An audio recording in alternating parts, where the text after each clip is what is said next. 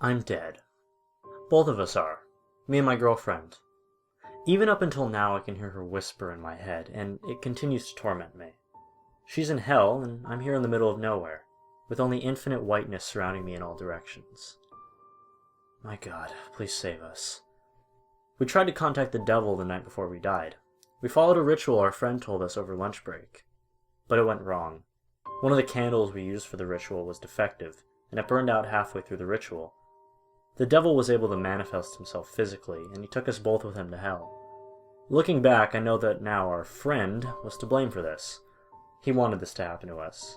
He knew that we'd get curious about the ritual and try it out for ourselves so that we'd go to hell. So that I'd go to hell. The cashier from the supermarket, too. She must have been conspiring with him and didn't tell us that the candles we were using were defective. She must have known that we were going to do the ritual, so she placed the pack with the defective candle on top of the shelves so that we'd pick them.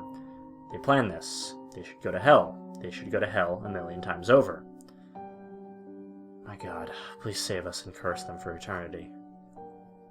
The devil brought both of us to his world of infinite white. He told us that he loved playing with humans, and that he'll play with us too. It was then that I knew fear far beyond any nightmare or anything on earth can possibly give a human. We were at the mercy of the very incarnation of evil himself, and I swear the fear alone could have killed me, had I been alive at the time.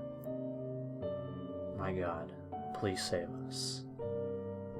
He told us that he'd send one of us to hell, and the other would have to go through a lot of pain, but not quite hell.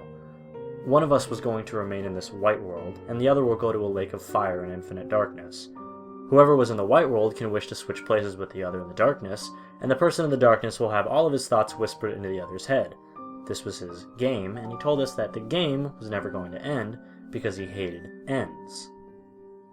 My God, you know how much suffering we've been through. Please save us. He took me first to the lake of fire. There are no words to describe the pain I felt in that black world. I could see nothing, almost as if my eyes had been gouged out of their sockets. I could hear the loud flames burn without light, and the pain ravaged every part of my body. I screamed as loud as I could for as long as I could, until my vocal cords were physically unable to do so. I was still trying to scream, not out of wanting someone to hear me, but out of the pain. I could do nothing but scream as every inch of my flesh was scorched by the flames in infinite darkness. My God, why have you not saved me from there?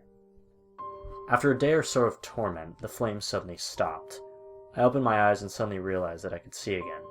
I was there in the world of infinite white. My girlfriend switched places with me. An indescribable feeling of gratitude and relief came over me. But it was suddenly replaced with guilt and dread. I could hear her screams in my head, and I knew that she was in my place. She was begging to be saved by me, seeking for the redemption I hold in my hands. Listening to her voice in pain reminded me what I've experienced myself in that inferno, and every memory of that place has been burned into my mind like a hot iron brand on my skin. The pain in her voice made me feel the guilt of having her save me, but the fear of going back there stopped me from calling the devil to save her. My God, why have you given humans hearts to hurt themselves with? Come the 4th day of being in that white world, and I still haven't been able to get a wink of sleep. Brief periods of giving into drowsiness came to me time and time again, but her screams would turn my rests into nightmares, and I'd suddenly wake up to remember what torment it is that I'm in. I'd have visions of her locking me up in that lake of fire and returning to her daily life as if nothing had happened, leaving me to suffer there for eternity. I wanted to save her from the pain, but the fear keeps me paralyzed and unable to do so. I have tried begging for the devil to get us out of here, but he has not yet answered. For I know that he is only interested in seeing us suffer, and will only answer to me once I tell him that I will go back to that inferno. My God, when will this trial of yours finally end? By the 7th day, her screams of pain had quieted down a little. Occasionally, I hear her cries for redemption, but more often than not, I'd be hearing far worse things from her. She was cursing me with resentment and anger in her voice. She wanted me to get her out of there very, very badly. She'd express her deep hatred for me, cursing me, shaming me, blaming me for my cowardice and not letting her go free from that place. I'd remember the times when we were happy, the times when we were together, the times when we thought we were inseparable, back when we were alive, back when I believed that we were truly meant to be together, with nothing able to break what it is we had together. But now, all of those times seem like distant dreams from where I am today.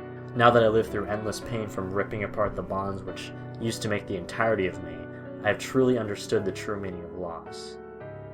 I thought that our love can transcend all barriers, but alas, love does not survive through pain. As I listen to her endlessly curse our relationship, our experiences, the entirety of me, I feel the pain she goes through in that dark world. Oh God, why is love so fragile? Today marks the 10th day of the two of us being trapped here.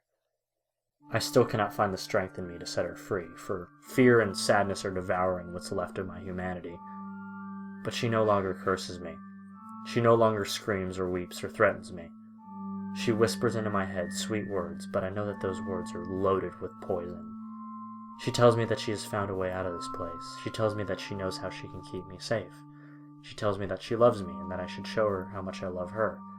She tells me that she can give me rest from everything that has been tormenting me.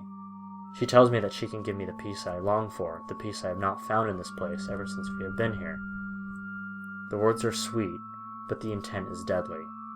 All she wants me to do is get her out of there, and I know that all she had to do was to convince me that it has been a lie. I know that she just wants to abandon me in that world of pain and darkness, and leave me there forever while she stays in the world of endless white. I know that with my mind, but somehow my heart wants to get her out of there. My heart wants to believe in her. Not because of love or trust or anything of the sort, it's because I don't want to be here any longer. I'm too tired to think about anything at all, for I have already experienced all kinds of pain in this white world I'm in. There is no longer any hope of getting out, and there's nothing good left for me here any longer. I may be afraid of the pain in that place of darkness, but beyond that, her words make me feel like she can give me the rest I long for. The rest I have desired for so long. Of all my prayers, you have answered none. But this time I beg you, please listen to your son. For the last he'll ever ask is what the devil did not tell. Of the two worlds he's been in, which one truly was hell?